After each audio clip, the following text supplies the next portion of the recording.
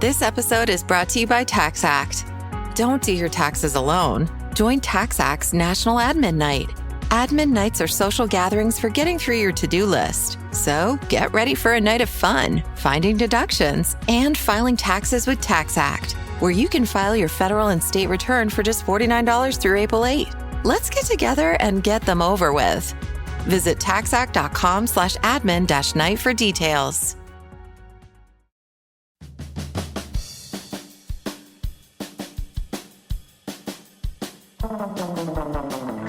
Welcome to The Secret Life of Cookies, where we try to solve the world's problems through the miracle of carbohydrates, one recipe at a time, with host Marissa Rothkopf and her dog, Bosco.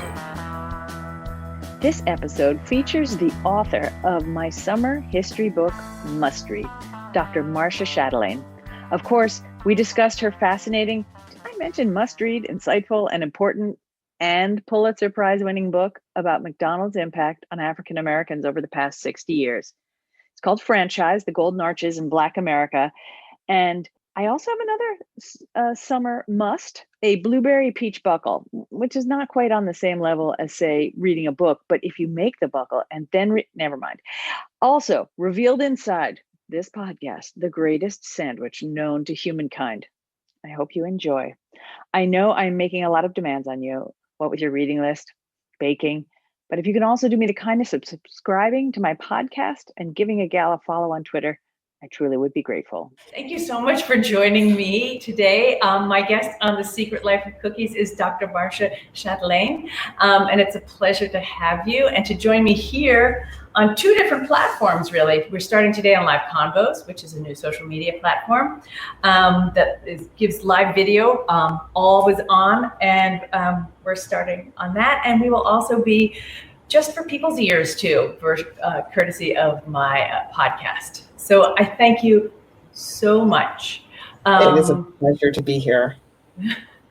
And you bring so much to this. You're a professor of history at Georgetown, African-American history and just history, right? Is that true? Like, what is your fancy title at Georgetown?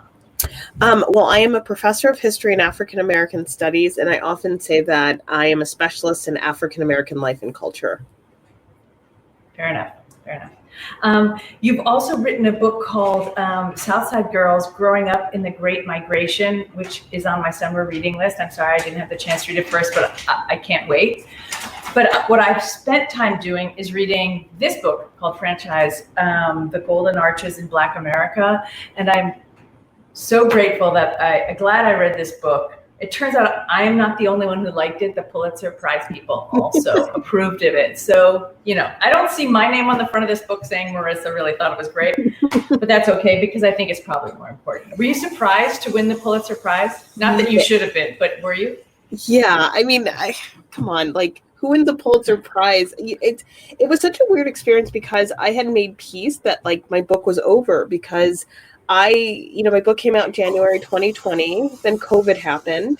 And so I canceled most of my book tours. So I just kind of came to the conclusion that, like, okay, it had a nice run and now on to the next thing. And so it was such an incredible surprise that I was like so weird because I found out on Twitter because I wasn't listening to the announcement because I wasn't going to win a Pulitzer Prize. So why would I care? So it was just a really weird experience. And it's just been so lovely. Like, people have been so congratulatory and thoughtful. And it's like my book has gotten a second life. That's fantastic. And now it's out in paperback. Yes. So it's more accessible and hopefully more students will be able to read it and people will just, be able to just take a look. Well, I heartily recommend it as a historian myself. The value of this book is very, I love how it spans the entire 20th century straight up until today, from like 1903 when actual Mr. McDonald was born, and the same year, oddly enough, that the NAACP was born, right? And all the way up until Ferguson and today. And talks about the impact of McDonald's on the African American community. So, how did you get to that idea? Like, where did this come from? What was the genius for the idea? So I love food. I love food culture. I love reading books about food. I was one of these kids who didn't have cable, so I watch a lot of PBS cooking shows. I mean, I've always been really intrigued. Me too. By, Yan Can Cook and the old Julia Child and Julia and Friends, and all of those things were just so fantastic. But I've always been really curious about the ways that we talk about how people eat food. And one of the conversations that I remember, in the late 90s and early 2000s was about race and fast food and health disparities. And every time I would hear those conversations, I would think to myself, well, surely there's a story of how fast food shows up in Black communities, particularly McDonald's. And so what I was most interested in was historicizing our contemporary conversations about food to think about how we got here, rather than to indict people for their individual choices. I think that is such a vital message. I mean, in fact, that's one of the strongest takeaways I have from this book, which is this idea that so many of us do-gooders go waltzing into the thought about inner cities and what people are eating and start wagging our fingers and telling people to they should be, growing more vegetables, and these poor people don't know what an apple is. And it's not as easy as that. And that to me is the large takeaway. It's important reading, I think, for anybody. Speaking of food, I'm going to take a small pause to remind everybody that we also cook on this show at the same time. And as much as you can't cook, aren't joining me for cooking right now, and can't even join me for eating, because you have a 4-month-old child. And there's no reason you should be cooking. You don't have to. It's funny, when he was a newborn, I tried to at least cook once, twice a week, because we're like the silliest, cheesiest new parents. But every Tuesday we have a birthday party for him because he was born on a Tuesday. So every Tuesday I try to cook something special. But just the high level of coordination of ingredients, I can no longer do. So I usually cook what's in the pantry. But what are we cooking today? Today I'm going to cook one of those sort of America is famous for things that have funny names, like snickerdoodles, but also all the fruit desserts like buckle, slump, grunt, and more normal things like cobbler. Suddenly cobbler seems normal when you're talking buckle and slump. So for me, I'm making a buckle. Which is from North Carolina, is that correct? That many people think so, but everybody claims a this and a that. Right. The grunt maybe from the northern New England area, or maybe it's the slump, but I don't. You know what I'm saying? That everybody had their own version.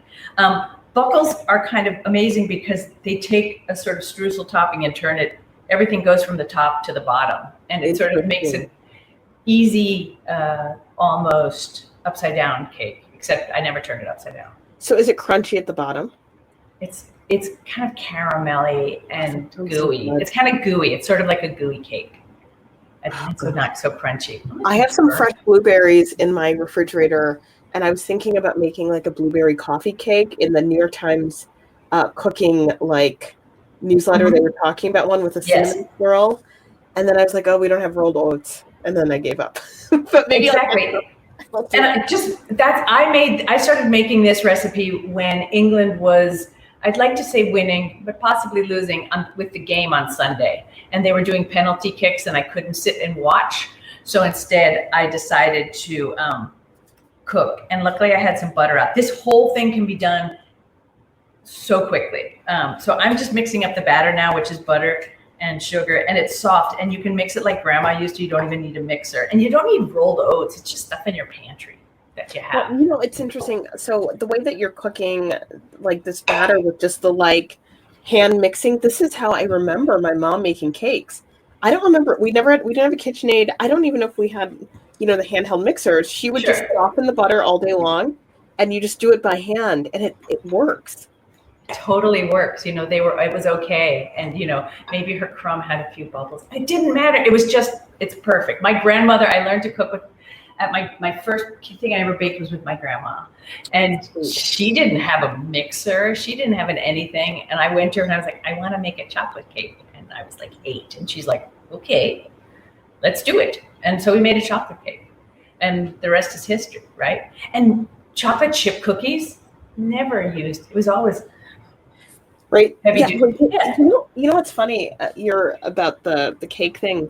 I didn't know how you noted imperfections in baking until I started watching British Bake Off during the pandemic. And it's like, oh, this is, when the crust isn't cooked all the way and these air pockets or your baking soda is like all jacked up. And so I was like, oh, this is like really fascinating stuff. Right. And now I made a cake recently for friends.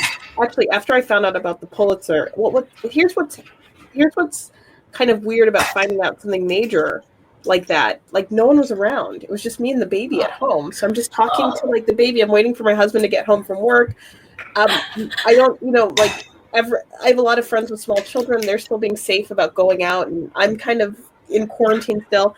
And so like, my husband said, well, what do you want me to bring home to eat? And all I wanted was a slice of cake from Milk Bar. Yeah. Which is delicious, the chocolate cake. I wanted pizza and I wanted champagne. But the next day we were going to friends' house. We have the same palate, you and me. That is exactly what happened. The best celebration food. Food. But then some friends were having us over and I made a chocolate chip banana cake with a peanut butter frosting. It was so good. And it's one of those desserts you have to have very cold. The flavors are so good when it's like refrigerated and kind of cold. That's a really good tip. Maybe you could lend me the recipe. One of the things I read in your book, and of course, there's a lot of very heavy stuff in your book, but of course, one of the things I took away from it was your birthdays at McDonald's when you were a kid and the cake. Tell me about the cake. The chocolate banana cake. So I have been trying to get information on the suppliers of this. So my local McDonald's, one used to have a birthday party there as a kid. And every kind of region did the birthday parties differently. Sometimes they had a little like seating area, they decorate. Everyone gets a cheeseburger and French fries. Sometimes I've heard stories of letting kids back in the kitchen, which I don't think is a great idea. It's not really safe. But anyway, the standard cake was one of these chocolate banana cakes with white frosting and like yellow happy birthday on it and sprinkles. But what was so delicious about it, they kept it very cold. And when you have a cheaper dessert, you have to have it very cold. I don't know why. It's because when it gets room temperature and it gets a little warm, you start to taste the like low quality butter, I think, and the local. Yeah. But when it's freezing, that's why those Sara Lee pound cakes. Oh my God, Sara Lee pound cake. You don't want to thaw it thoroughly. You want it really nice and cold. Absolutely, it stays really somehow denser when it's cold. Yes. Sara Lee pound cake. That is. Yep, I could bake all I wanted to, but there's some tastes that you'll never get. I feel compelled to have to try and recreate your chocolate banana cake. It's delicious. It's a flavor pairing that we don't do very often, but when you have it, you're like, this is so good. And then peanut butter is kind of controversial because, I don't make it very much because of people's peanut allergies. But when you can find a crowd that can enjoy it, it's good stuff. I make a ring-shaped banana cake with chocolate frosting that I crumble peanut butter cups into, and then I decorate the top of it. That sounds so good. Yeah. Well, anyway, yeah. I'm going to talk about McDonald's because that's what my book is about. But when I was doing research for the book at the National Museum of American History at the Archive Center, they have prototypes of carrying case for strawberry shortcakes. So Ray Kroc, who is not the founder of McDonald's, but created the franchise model, he had really bad ideas, and he was always trying to bring in food that no one wanted. So he tried kolaches, the Eastern European, the Polish, pastry, like donuts. Yes. Like donuts. He tried to do this thing. Well, you could buy 6 at a time, and so the designer for a lot of their products had to come with a carrying case for 6 strawberry shortcakes. None of it made sense. It's like it'd be like a little kind of like a pound cake with whipped cream in the middle and strawberries at McDonald's. That's not the kind of dessert that works there. No, he tried roasting sandwiches, just didn't work. And imagine trying to eat a strawberry shortcake in your car. It doesn't make sense. It doesn't make sense. I have a hard enough time eating neat food in my car, let alone But fast food desserts are also very fascinating to me. because I remember when the apple pie at McDonald's was deep fried and it was so hot in the middle you could hurt yourself. Caution. Yeah, and then they moved to baked, which kind of changes the experience. But when I was in college in the UK, you could order it a la mode, which I felt was so sophisticated. They would take it out of the sleeve, put it in a little dish, and then put soft serve like right on top of it. And I was like, this is like that's kind of high class. I mean, maybe that's why they have the British baking show, and we really just don't have something like that. I think British food is very underrated, and that's a podcast for another time. I'm a big proponent of the greatness of British food, and it's not just because I'm married to a British guy. Well, I only traveled to the UK for the sandwiches. I've never seen a group of people sandwiches know how to like really diversify the sandwiches. There's nothing better than like you go to a conference in London and it's just platters and platters of different sandwiches. That's what I want. People are very anti-sandwich for lunch. I love lots of little sandwiches. And the British sandwich shop, which is better than a deli, I think. I think it's better than deli because it's like pick and choose. You get to pick all these different meats. You don't have to commit to one. Yeah. I went to university in England too, and the sandwich shop sort of close to where I used to have my tutorials was a place called Nadia's, and they made a Thanksgiving sandwich. I love the Thanksgiving sandwich. It's the best sandwich. Well, when I was studying abroad in college, pret-a-manger was very popular because it's just sandwiches all the time, and you could get a proper Thanksgiving sandwich. In the U.S., it's harder to find. Absolutely. And just for the people listening at home, a proper sandwich would include, for me, the roll has to be buttered because it helps it go down. Yes. Turkey, stuffing, cranberry sauce. Anything else? Delicious. I think that's all it needs. Sometimes gravy, but sometimes the gravy can counteract the cranberry sauce. But I love cranberry sauce on a sandwich. It's delicious. It's delicious. If you haven't tried it, I don't care that it's 95 degrees outside. You should have that sandwich. One of the things your book talks about how, and as I'm doing this, I just want to say that I am taking. I added some lemon zest to this because I find that anything with blueberries needs some lemon zest. So during the pandemic and before I adopted my son, Sunday mornings were for homemade pancakes. And I would use the Alison Roman recipe and a little bit of lemon zest and then the blueberries. And when you griddle them, it tastes like blueberry pie. Absolutely. It's the greatest secret and everyone should do it. And a little bit of vanilla. I always absolutely. Bit of vanilla. Absolutely. Even if you're using Bisquick. And I do not judge those that use a box of mix for theirs. Because, hey, at least you're having pancakes. So let's just start talking about your book a little more because there's so much there. And McDonald's really begins to realize around the time of the civil rights movement that, hey, we got some, why did McDonald's, let me ask you the question, why did McDonald's suddenly decide to focus on African Americans?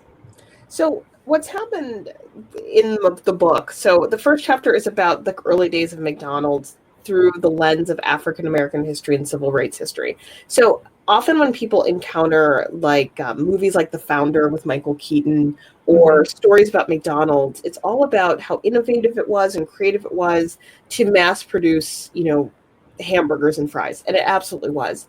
But what people lose sight of is that all of the institutions that make fast food are predicated on racial exclusion. So if we're talking about the suburbanization of America, the growth of the highway system, the accessibility of cars, leisure travel, all of these things have a side to it that are really about American exclusion and American prosperity. They go hand in hand. Mm-hmm. So when McDonald's makes a concerted effort to come into African American communities, they do it after Martin Luther King Jr.'s assassination for a number of reasons. One, there are a number of white franchise owners who no longer want to do business in Black America because they're afraid that they'll be targets if another uprising happens. And people are becoming more and more demanding that business owners in their community contribute. The second thing is the Nixon administration, starting in 1969, says that they promote this idea of Black capitalism. And that's the idea of putting money towards Black-owned businesses in Black communities.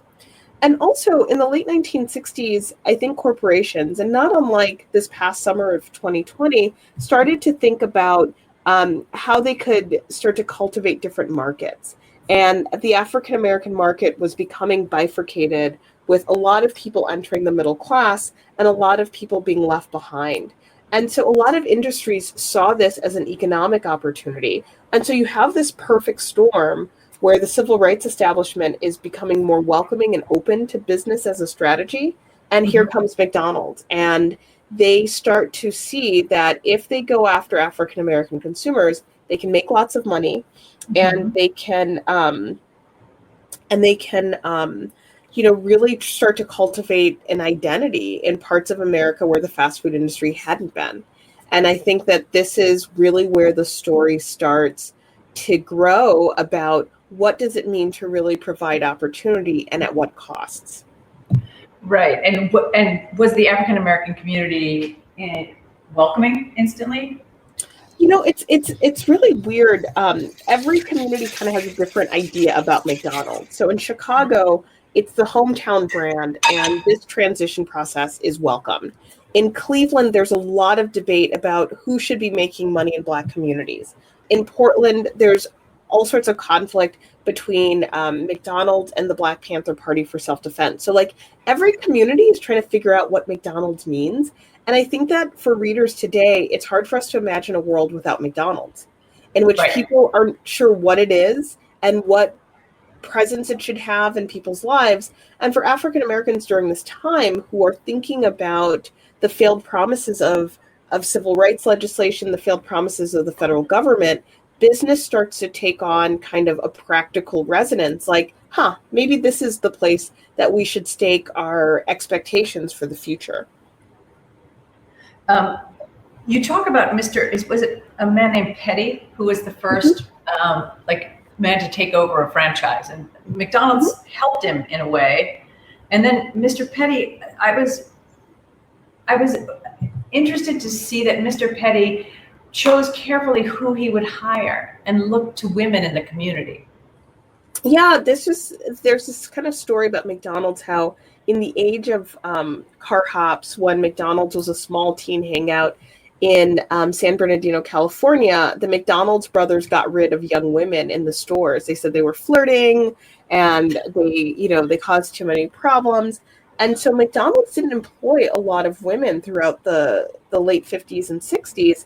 And one of the things that the African-American franchise owners are credited for is bringing back women workers into the restaurants, seeing their skills, seeing their talents, probably the fact that a lot of women had experience, managing a lot of meals in a home. And, he believed that they could do it. And so what was really interesting when I was researching the book, meeting African-American women in their 50s and early 60s who were McDonald's managers, who said, when we first entered McDonald's, it was unusual for us to be managers. Like, this was not a place where you saw a lot of Black women being able to kind of leverage a career in food service. And that's so different now, because the service industry is comprised mostly of women, a lot of women of color. And so you see these kind of changing dynamics, and the ways that we understand fast food today, a lot of that origin story is in this period of time. Are you adding peaches to that?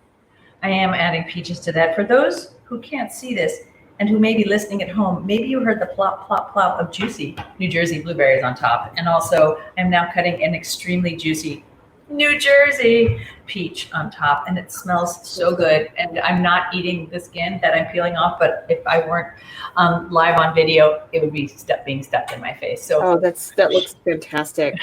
It smells good too, because it's not really a streusel. It's sort of more like a buttery. It's like a streusel topping. It's flour and butter, really soft butter, and brown sugar, and a little bit of cinnamon. And that I'm going to sprinkle on top, and that's what's going to sink to the bottom. So it sinks to the bottom, so you don't put the streusel on the bottom. Just drink it. Basically, the bottom becomes the top, and the top becomes the bottom. It sort of rises up. Yes, it's like alchemy right here, edible alchemy. The Black franchise owners also had to sort of fend off critics too, that said that McDonald's was taking money out of the community as well. I mean, nobody had an easy row. No, I mean, everyone has opinions, right? And I think what's so interesting is that, like, here was this idea that was supposed to extend opportunity to African-American business people who are shut out of bank lending, who have very, very limited opportunities for entrepreneurship. But the fundamental question, and I think it still remains today, if you are a franchise owner, do you own your business? And if you are going to a McDonald's that's franchised by an African American, are you supporting a Black-owned business? And these were the types of questions that people were asking as they were trying to interrogate whether capitalism was really going to be the route for economic justice and racial freedom. And so I love the kind of dilemmas that the presence of McDonald's creates in a number of communities. At one point, the Los Angeles chapter of the NAACP wants to boycott McDonald's, but not the Black franchised ones. But the reason why they're boycotting them is because they say that McDonald's is restricting the opportunities for Black-owned franchises. And it's like, wait, what do you want me to do again? This is so confusing. But I think it really just shows just the limits of this as a strategy for civil rights by placing it in the purview of business and a certain type of capitalist venture. What do you think McDonald's was their original intent? And I say this as sort of a cynical person. Was it sort of honest and upstanding in that way? I mean, were they there to help? I think I would just say, like, businesses understand when they have to change in order to make money. So McDonald's understood that the time was demanding a series of things from business. And then they soon discovered they could actually make a lot of money doing these things. So, whether it was a benevolent act on the part of McDonald's, like, probably not. But what it was smart, because as these Black-owned franchises became more successful, it could be perceived as benevolent. It could be perceived as progressive. It could be perceived as making a difference. And that's ultimately, like, the goal, right? The perception of what's to come. So, I don't think businesses ever act out of a place of kind of moral courage. But I do think that it is our responsibility as kind of people to, like, check businesses to make sure that they can at least act in ways that we imagine are ethical and equitable and just. That's a very fair way of saying it. That's very, very fair.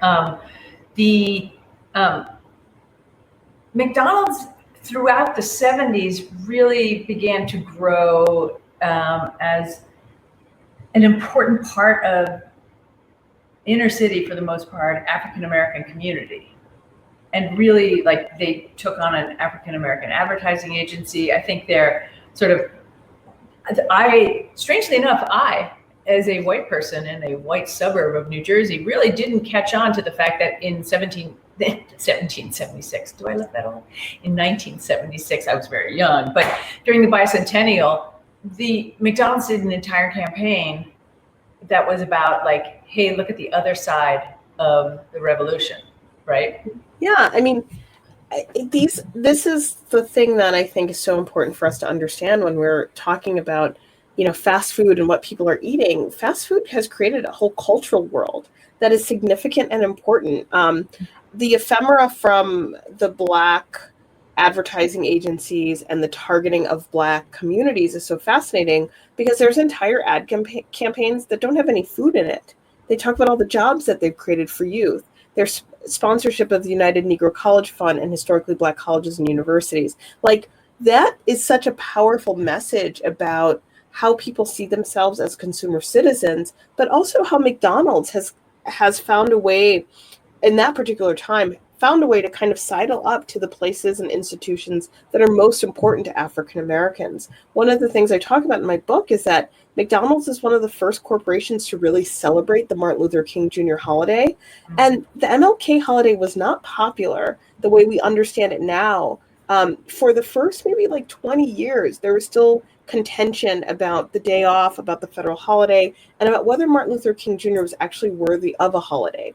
And we've seen this kind of rapid transformation in his image. But like McDonald's lining up behind the MLK Day in the 1980s was a really big deal. And it's also, I think it's a really big deal that they were talking the way they were about the history of the founding of America in 1976. It's, with all due respect to Lin-Manuel Miranda, it wasn't just, the musical Hamilton that brought that to our attention. There were. Oh, go ahead. Sorry. To the rest of our attention is what I mean to say, really. Yeah, go on. I'm sorry. Oh, well, there's just this whole like Black cultural life that is sponsored by McDonald's, that's initiated by Black franchise owners, that is very much kind of in a specific niche, but with that McDonald's branding tied to it, it starts to show just the power of McDonald's. And, I really wanted to write a book about how McDonald's replaced the state in inner city America. And, in thinking about all of the things that McDonald's provided communities while other entities were not, I think it then forces us to say, well, if we don't want a fast food company to have all that power, what does it mean for our own ideas of redistributive economics and justice? Mm-hmm. I think you talk about corporate welfare in the book, which really resonated with me, and how Ferguson, the book starts off, and bless you. The book starts off in Ferguson and talks about the importance of that McDonald's on that night and how it was there for everybody. And you talk about how, why does a place like Ferguson have a fast food restaurant investing itself in the community instead of, let's say, the government investing in police reform or direct aid to people? And yeah. Oh, there was just a little lag. Can you say that last part again? Sure. It was the most important thing I've ever said. No. Okay. I was just talking about how Ferguson was more likely. Ferguson is where your book starts. And in Ferguson, we see the importance of one lone McDonald's as a place of even refuge during what happened in Ferguson. And McDonald's was the entity that was invested in there instead of the state, which could have been invested in police reform, aid to the local community. Yeah, the McDonald's in Ferguson, Missouri, when I saw it on television in 2014, as I was kind of working through the ideas for this book, and I was like, oh, this is exactly what I'm talking about. Because here you have all of this kind of chaos erupting, and the place that's able to stay open, the place that's able to kind of bring everyone together is this McDonald's. And it's upsetting and disturbing, but this is so much of how McDonald's has entered Black America in these moments of racial unrest. And, I think it's interesting that, that the issues that animated the unrest in Ferguson were not some of the issues we often associate. Like, there are grocery stores in Ferguson. It's not a food desert. There are restaurants and there are jobs ostensibly, but still, even though it isn't a major city, it is a place that is not being served equally by the kind of state actors and by the common good. And so, of course, it's the McDonald's. And that McDonald's is franchised by an African-American. His father was the first Black mayor of East St. Louis, Illinois.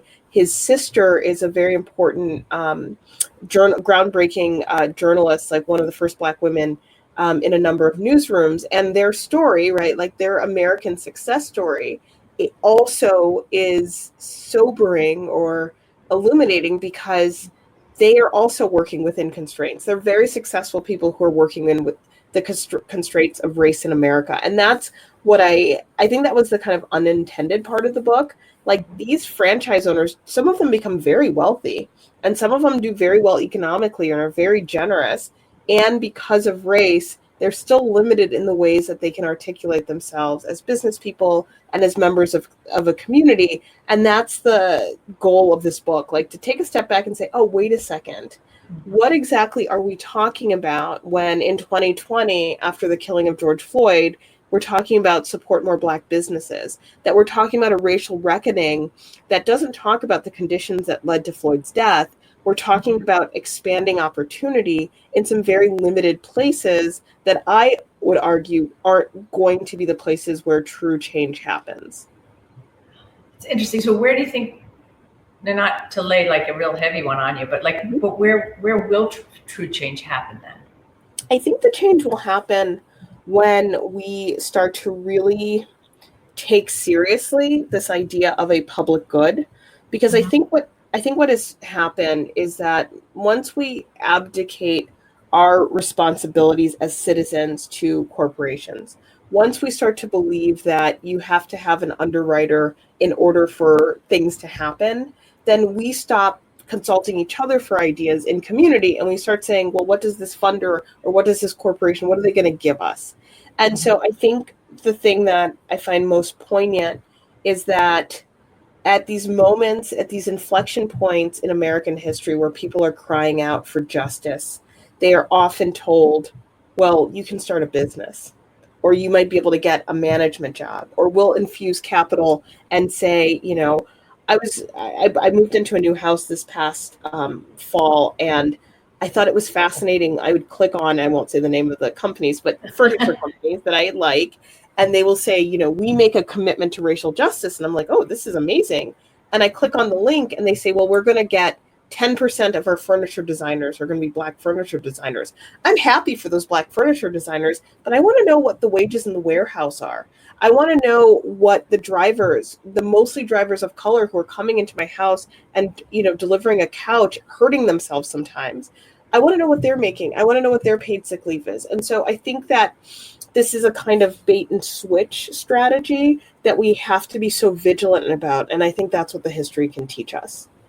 I completely 100% behind you. Something that you said in your book, which is builds out on what you were just said, which was, I can't go, every time I go to get myself food, whether I'm at a fast food restaurant, whether I'm at a fine restaurant, whether I'm in airport kiosk, I think you even talked about getting a salad, you couldn't help but think about all the different people that were involved, not on the scale of like, I'm the king of pret-a-manger or I'm the owner of this franchise, but the person who drives the truck or picked the lettuce, right? And how are they being taken care of?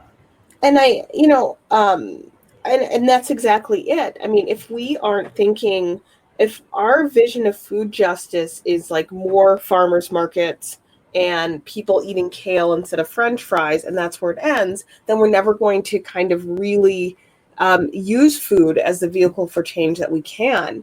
When I was on the road with this book, a lot of people, would say, oh, I'm really concerned about these issues and, this and that, which is fantastic. Like, I want to teach kids, healthy foods to eat. I think that's great. But I always want to say, like, have you asked if their parents can afford their utilities? Have you asked how many jobs their parents are working?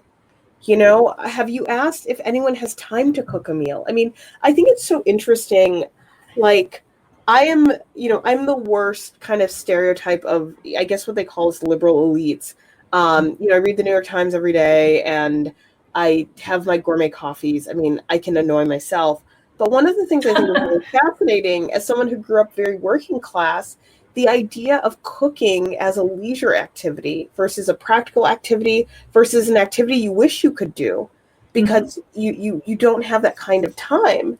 And, I ate a lot of fast food because my mom worked a lot of jobs and it's fast and it makes sense. I think fast food can be the most practical choice in a person's diet if we look at the kind of ecosystem that you're making that choice in. And, here I am. I'm a college professor. I have a beautiful home. I have a beautiful kitchen. And I take such great joy in cooking because cooking is something that I can do with my leisure time. It's not something I do for other people, and it's not something I do to save money. I usually spend tons of money trying to cook these elaborate things, going to all these markets, and I'm going to get this one precious, ingredient. I'm going to fry these capers, like whatever, but I'm critical of this behavior because I know a life where you buy just the things that you need. You eat fast food because that's all the time you have for, and your choices are so constrained by economics, and you may have a desire for a different diet, but you just don't see how it's possible. Yeah, I think one of the big messages, not just as a takeaway from this book, but just that we should all, as food obsessives and people who think we know best, is not to assume that we know best, and that people who eat a lot of fast food may not be doing it because they're ignorant about what these foods can do for them. It may be that they work the night shift and breakfast with their kids is only going to happen in those 15 minutes before they then go to sleep before their next job. Yeah. And also, we have to also say, it's such a fast food is good at what it does, right? It can get us super addicted to its product, but it can make things interesting. It makes things fun for kids. It makes things convenient. I mean, I think that there's a lot of reasons to critique the fast food industry, but they're good at what they do. And every time you think you're smarter than the commercials and the marketers and Madison Avenue, they will do something and they'll remind you how smart they are because they understand the complex emotions we have as people. And that is how this, worked. How the Golden Arches got in Black America is they understood where people were and what they were thriving for, and they gave them something that was supposed to resemble the thing that they longed for, and it works, and it really, really does work. It also became a place in the community. I mean, they supported a lot of community efforts, and franchisees were allowed to choose whether they supported the Little League or the Double Dutch or whatever it was they were supporting, right? Yeah, I mean, that kind of ability to be present in the community, 100%, that makes a big difference. And I think that those are the institutional, cultural, and social factors that we can't discount when we say, well, people should just hate McDonald's. Well, you can have critiques of McDonald's from a lot of places, but there's a reason why people feel very bonded and connected. And it's not necessarily because the food is so awesome, but if this is the Black-owned business in your community and you want to support a Black-owned business, this is where you're going. If this is the place where people are going to get a fair shake and actually be able to employ you, then that's where you're going. And so I think that if we are concerned about these issues, we strip all of this power out of the corporation's hand, and then we put it back into our collective hands, and then we can grapple with the issues from that perspective.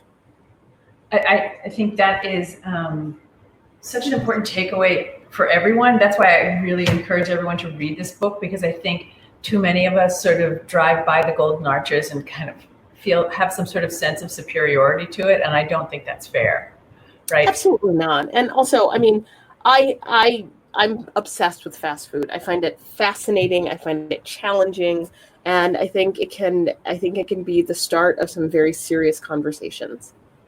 I completely agree with you. Just a few more questions before I pop this baby in the oven, and then I'll send you a picture. I wish there was smell-o-vision because it does smell quite nice. This baby I'm talking about is not her beautiful 4-month-old baby, which we don't put enough, but this lovely fruit buckle that I've made, just for those listening at home. Don't worry. In your job as a professor of African American studies, over the past couple of years or so, there have been some issues that have come up, critical race theory, and wondering what, have you seen any change in your students and what they're interested in, their approaches?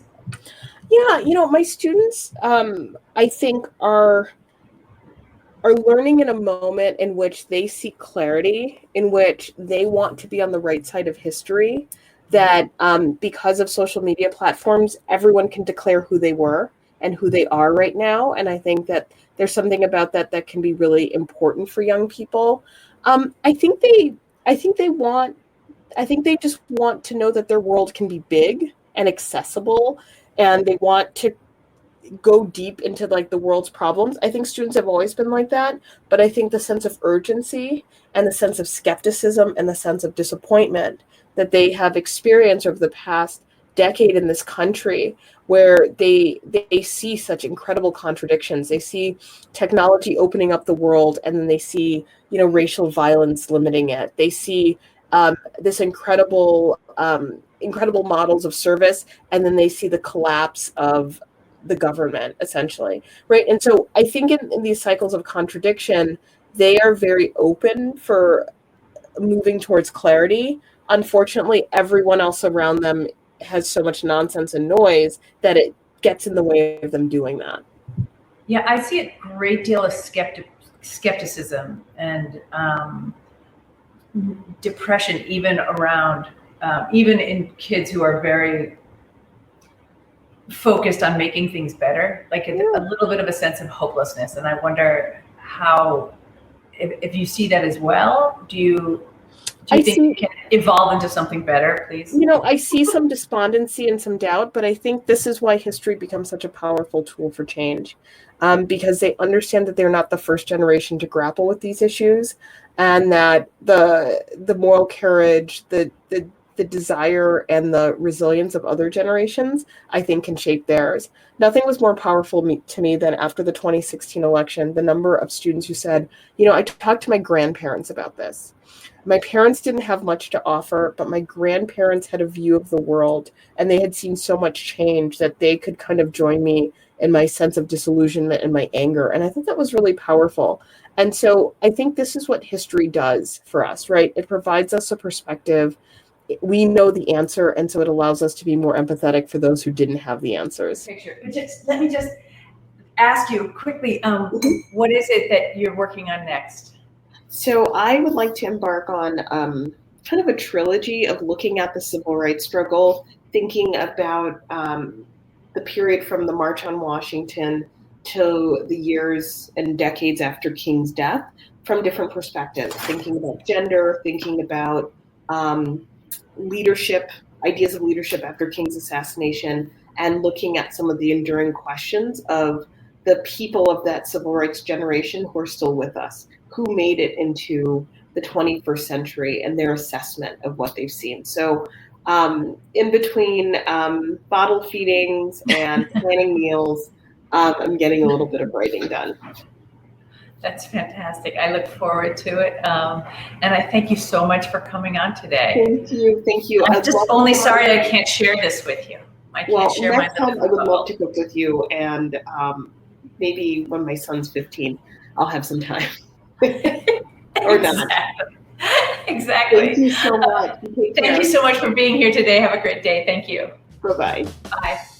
Thank you to Dr. Marcia Chatelain for joining me today. You can find my recipes on my website, marissarothkopf.com. Please do that nicest of things. Read Marcia's book, and please follow me on Twitter and subscribe to the Secret Life of Cookies podcast. Thank you so much.